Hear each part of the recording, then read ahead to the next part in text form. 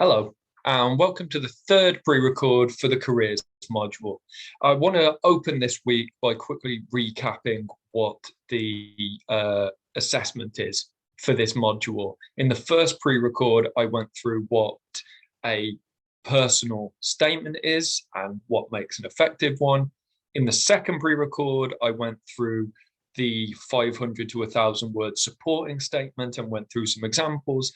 This week, I'm going to be talking about application form answers, how to structure effective ones, and what employers are looking for. So with this, the assessment portfolio is 2,000 words in total, and I'm suggesting that you do 2 to 300 word application form answers included in it. You can do more or less of those depending on how long your personal and supporting statements are, but I think that 200 to 300 word application form answers is the best number for me to get an idea of your writing, your strengths and weaknesses, and give you some feedback on that. So today I'm going to be looking at what kind of competency-based questions are, what kind of questions you might get asked, and how you structure them. Now, the structure that I'm talking about today can be used in written word answers, but also in verbal interview situations as well. So first of all, I want to look at what is a competency-based question. It's basically what a lot of employers use on their application forms, parts of the recruitment process, to select the most promising candidates. That's easy enough. It makes sense. What they are looking for is whether or not you have competency in certain areas. These questions are used in application forms and interviews, and what they want is examples of you having competency in certain areas. In the first week, we talked about what graduate schemes are looking for, and you have to prove that you are competent in lots of different areas. Now, you may not have a ton of experience to work from, but you can usually still provide some example of this. If you don't have professional experience, you can always fall back on personal experience. But the idea is that you demonstrate these skills and your competency in them. These kind of questions often start with the following things that I've included on this slide. So, for example, describe a situation where you had to, and they'll include something that is relevant to the post, how you show leadership, a time when you had to make a difficult decision, work as part of a team. Often questions might start with, tell me about a time when you, and again, refused to compromise, overcame a difficult obstacle, worked with others to solve a problem. Another popular one is, have you ever, and they'll give it something that is relevant to the post. Give me an example, describe a. So the start of these questions are often the same, and then they will be tailored to what competency they are looking for. For example, if you are going into psychiatry, examples of you showing empathy and being able to understand human behavior. If it's a teaching role, an example of you showing leadership. Often they'll ask for examples of you having specific subject knowledge as well.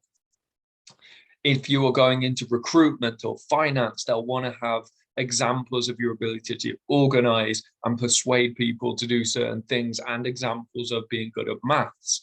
So these are the kind of questions you're going to get.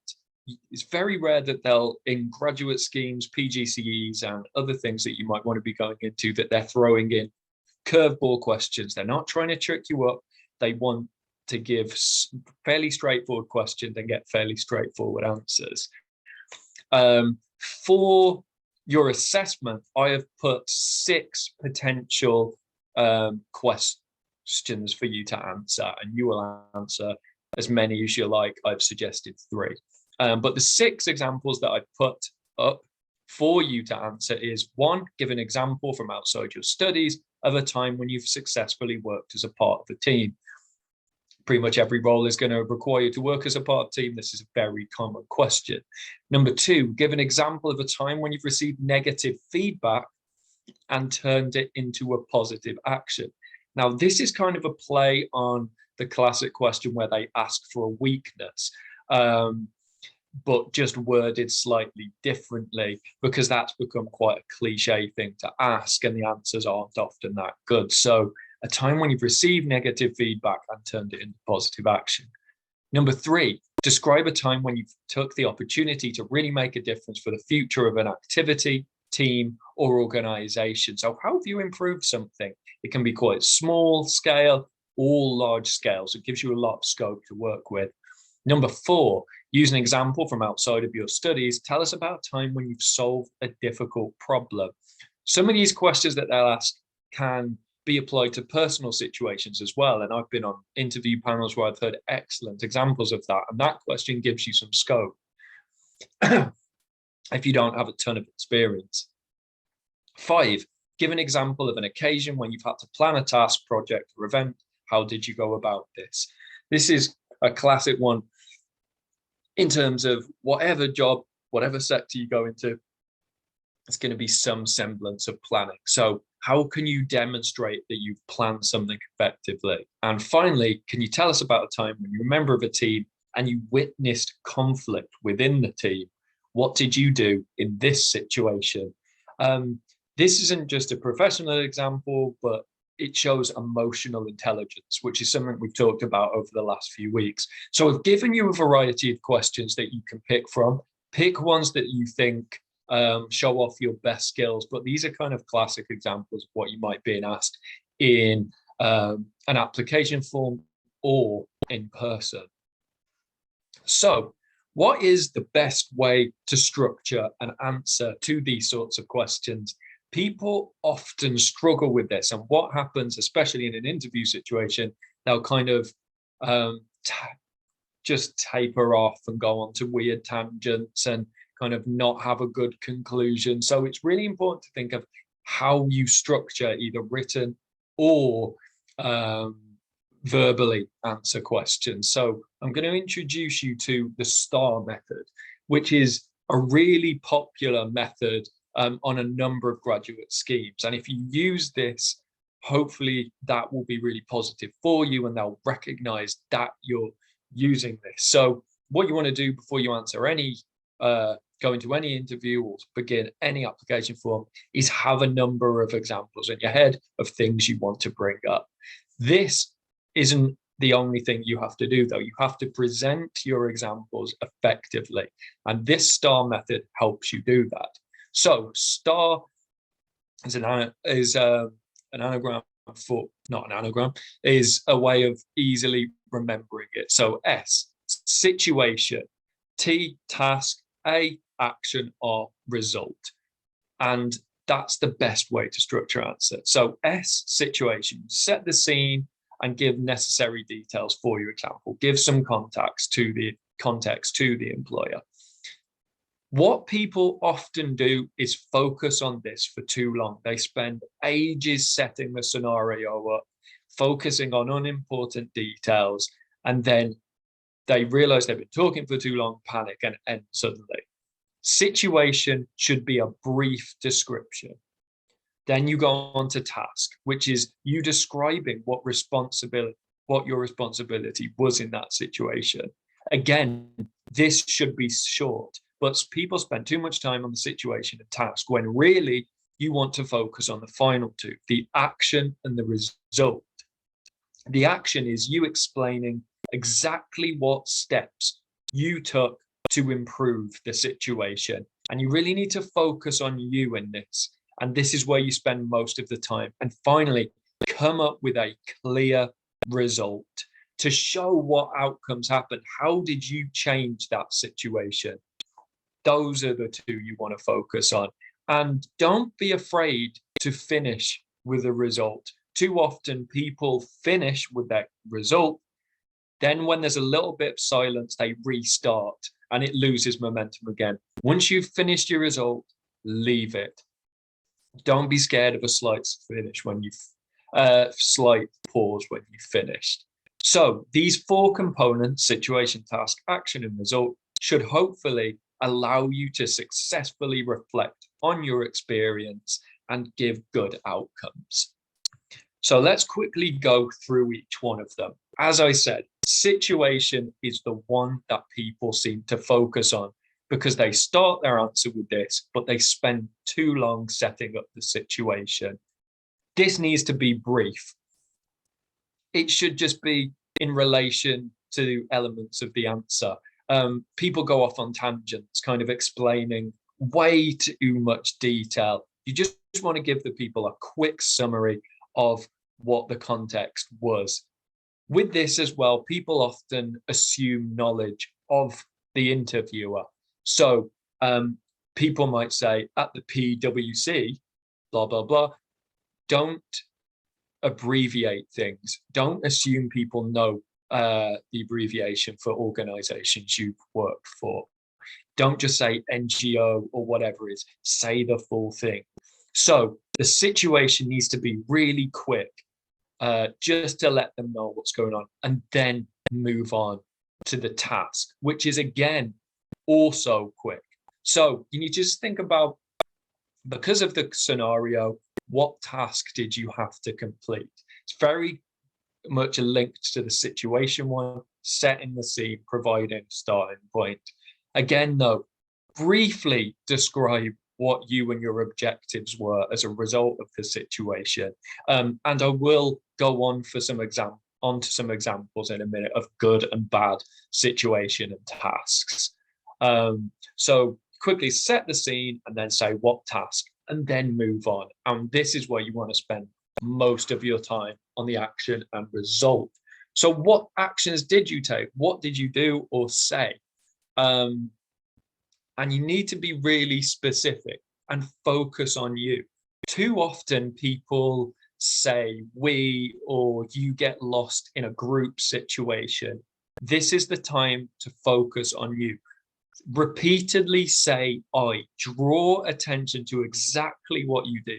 Be really specific about the actions you took and why you took those actions. Make sure it's focused on you and be really detailed and specific. And this is going to form the bulk of the answer. You did this and you did that, and then the reason for why you did those things. So focus on your actions and try and bulk this up with positive action words, which is something that I've talked about in previous sessions, whether it's leadership, organization, these kind of things. This is where you get to use those terms that I've outlined beforehand. And if you want some more examples of positive action words, I've got a link on this slide, and I'll put the link on the Moodle page as well, that allow you to kind of vary your vocabulary and just kind of give a more nuanced answer and make it a little bit more interesting. So some examples I've got on this slide, instead of saying my duties included or I was responsible for, you could say you accomplished, you accelerated, you founded, you constructed, you delivered. Try and mix up your language to make it sound more dynamic and interesting. So at the bottom there, we've got to illustrate your communication skills. You could say you instructed, you performed, you presented, you collaborated, just trying to give a little bit more kind of energy and interest to your answers. But again, I've put the link on the bottom of this slide and I'll put it on the Moodle page so you can think about the words you use that will enhance this action section. And then once you've outlined everything you've done, making sure you're saying I a lot instead of we, really drawing attention to what you've done, you come up with an outcome. And this is where a lot of people fall short. They fail to give a good result. They say everything they've done, and then they kind of begin to panic and tail off. You need in your head, you need to have examples ready to go and how exactly you changed. What was the outcome? What was the feedback you got? Ideally, you could give numbers, quantify your actions. So the example I've given on the bottom of this slide is, I raised £1,500 within 4 weeks, exceeding my initial £1,000 target. Now that's obviously an exaggerated example unless you've done something like this, but it's nice to be able to quantify answers if possible. Now, I find this ideally the result will be a positive one, and that's generally what you want to focus on. You want to be demonstrating these competencies and getting a good outcome. That doesn't necessarily mean that's the only answers you can give. Sometimes it might not have worked out, but it's really important, even if your example hasn't worked out, you speak positively and you demonstrate you've learned something from that situation. So try and quantify an answer if possible, but really remember that you need to finish with this. Otherwise, you just tail off, which is what a lot of people do. So now I'm going to give some examples of these. You can pause this and read them in more detail because I'll be going through them relatively quickly. But all of the answers I'm giving today are modeled on the questions that are on the Moodle page anyway. So you can see what works and what doesn't work. So number one, the applicant in question has been asked to give an example from outside of your studies of a time when you've worked successfully as part of a team. So straight off the bat, we look at how it's presented. It has clearly been divided up using the STAR system. Often the situation and task are the same section. So what we've got, absolutely right, a very short, sharp situation and task. So this person, as part of my home business that I had set up with friends after school and before university, our business was to cater for different food events. Our job was to target events, get in contact with organizers, get an agreement in place with them, and then obviously cook the food. We are catering. So it's good in terms of length. Something I wanted to bring up, though, is the tone that they're using. It's a little bit too informal, and this is something people often do in application forms. This isn't an informal thing. You need to make sure your language is professional in this situation. Something people often do, and I've highlighted on here on the top paragraph, is use exclamation marks. Avoid that. Try and keep your tone as professional and formal as possible. So that we are catering, I've highlighted, delete that. The obviously as well. They're saying in place with them and then obviously cook the food. We are catering. That is if they're speaking to a friend. That is not the right tone to use. Let's look at the action section. It's the longest in the middle there. Perfect. So they're getting the right balance of how long they are speaking, focusing on each section. And what they're doing, and I've highlighted on here, how many times they use the word I. So I then took the initiative. I also made sure we had saved enough on money. I quickly acted on that suggestion. So yes, they're working as part of a group, but they're highlighting exactly what they did and when, and drawing attention to their own contribution. So that middle bit is exactly what I want to see from people. Then let's look at the end, the result, which is clearly kind of separated from the other section. So the way it's structured is brilliant. However, look what they're doing at the start of that final section again. The event was a success, exclamation mark. No, that's way too informal.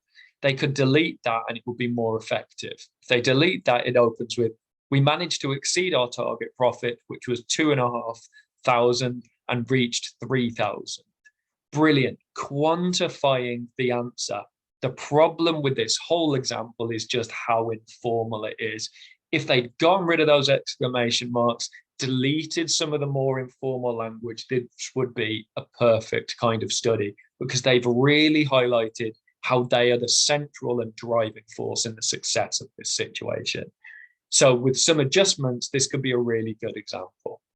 Just need to focus on it being more professionally worded. So let's go on to my second example, which is give an example of a time when you received negative feedback and turned it into a positive action. This is obviously a really difficult one.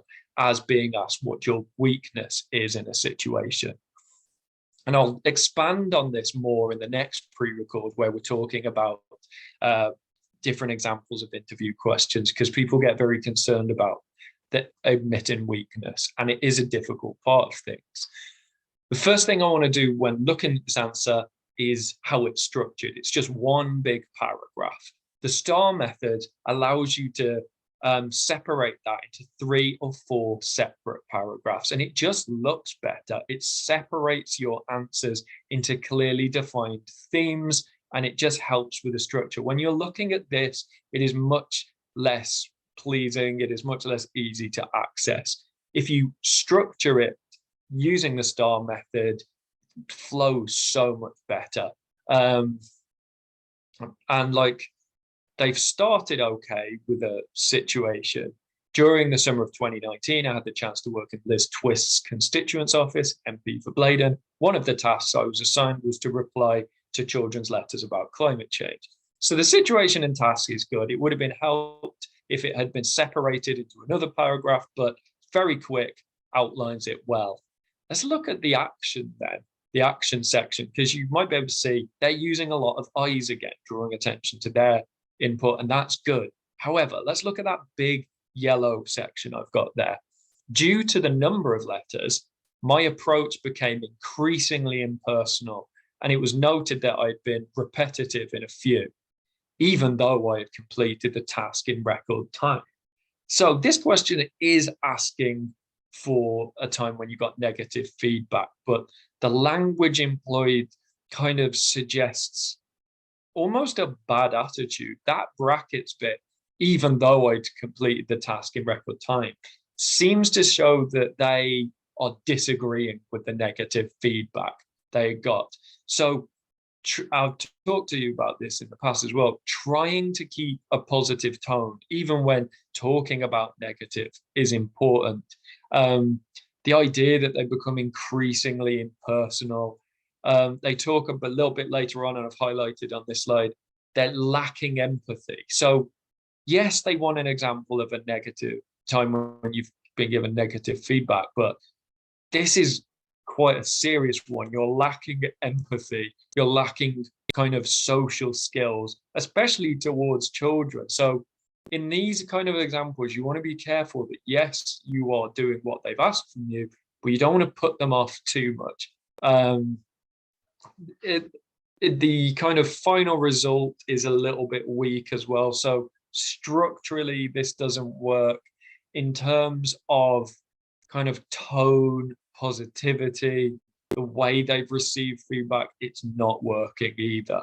But yeah, they're referring to themselves, so that's good, but there's a lot wrong with this. And hopefully you can see why this doesn't work well. And if you ever want any more examples, please just get in touch with me and I can go through them with you.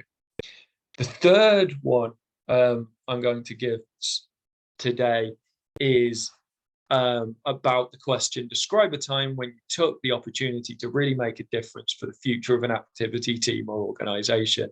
You can instantly see structured much better than this one. There's 4 clearly defined sections. This person has clearly used the STAR method, and as a result of that, it flows quite well.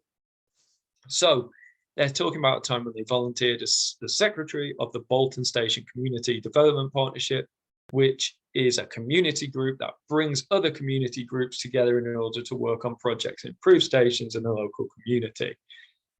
Instantly, it's not necessarily a bad situation. It's summed it up quite nicely, but something else they do, the bit I've highlighted later on, they keep repeating the same words over and over again. So in that first one, community, community, community, we go on to the second paragraph, which is the task. Some people's actions were dependent on another person's actions, and they could only do their action once the other one was done. However, because the actions, so very quickly, we see repetition of phrases throughout this, and it becomes a little bit tedious to read. So what you want to try and do, and why I've given you the list of vocab earlier, is trying to diversify the language you use will really help. This is structured well in terms of the STAR method, but the content isn't brilliant because they just keep repeating the same phrases. Also, with that task and action section, it's not very specific. So some people's actions, what actions, were dependent on another person's action, what action, and they could only do their action, what action. Do you know what I mean? So it's about being specific here. They also don't use I as much as the other people. So you kind of get lost in the group activity here. Let's look at the conclusion, though, the result. This made it easier for people to see what they needed to do, and if they were too busy to check the minutes, they could still quickly check the action log. As a result, the actions were completed quicker, and it made the whole partnership more efficient in completing their goals. Good. That is a good result. The organization was more effective at completing their goals. So this is structured well, has a decent kind of situation and result, but too much repetition and not enough specificity. So it's not just about structuring it well, the content is important too. So let's look at this final example. Give an example of an occasion when you've had to plan a task, project, or event. How did you go about this? As we can see on this slide, again, structured really nicely using the STAR method. Clear situation, task, action, and result. So this example centers on someone in their second year of university who's participating in a legal debate organized by the Center for Professional Legal Education and Research at their university. They haven't abbreviated that, the CPLER. They've used a whole phrase, which is really important to give context to the person reading it. It's a really nice summary of what happened. You then go on to the next section where she talks about what they had to do. They were given limited time to prepare and plan for speeches. And it was imperative that them and their team remain organized. So you know the situation, you know the task. They have to present this. Then look at this third section. I volunteered to be in charge of conducting the initial research. I went through all the material. So they're using I a lot. Even though it's a group situation, they are drawing attention to their contributions. And then finally, they say, we were successful in winning our round and as a team progressed into the next stage of competition. This is a perfect example. Structured well, it is focused on the right things. Situation is summed up nicely. You highlight the task, talk about what you did, really specific about what you did, and then there's a positive result. So hopefully now you can see through these examples what works, what doesn't work. But if you have any questions about how to structure either written answers or verbal answers, please do just get in touch with me. If you have any questions about the assessment, again, get in touch with me. I'll upload another pre-record in 2 weeks, which is going to be more focused on not just how to structure interview answers, but what questions might come up. So thanks for watching. Get in touch if you need anything, and I'll speak to you all soon. Thanks a lot. Bye.